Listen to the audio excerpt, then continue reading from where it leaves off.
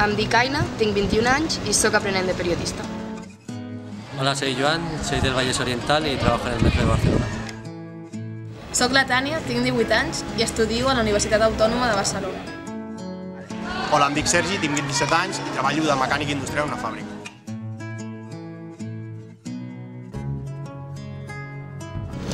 La classe de Treball de Catalunya ho es revela o estem destinats a viure amb 40 anys a casa dels pares amb un sou de 300 euros. Pues cada vez más individualismo, cada vez a peor y lo que nos falta simplemente es llegar a ser un tercer mundo.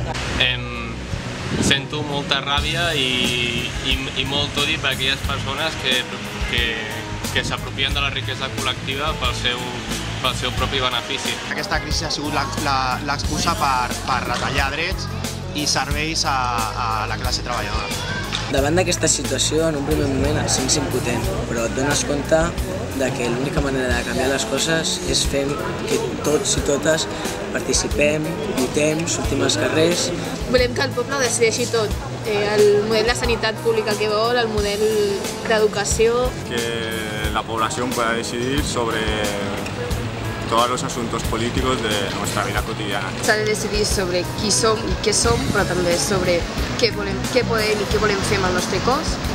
Diuen que són patriotes i no ho són, perquè la seva pàtria és Andorra, la seva pàtria és Suïssa i la seva pàtria és Equador. Sobirania és decidir que paguin els responsables de la crisi.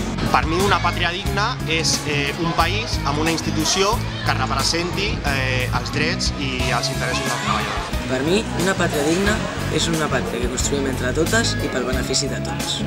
Jo vull un país on no governi la màfia, on els interessos econòmics d'uns pocs no vagin per davant de la vida de les persones. La consulta és el simple dret a l'autodeterminació que tenen els pobles, simplement això.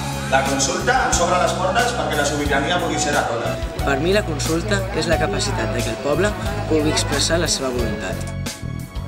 Ara decidim nosaltres. El futur és nostre.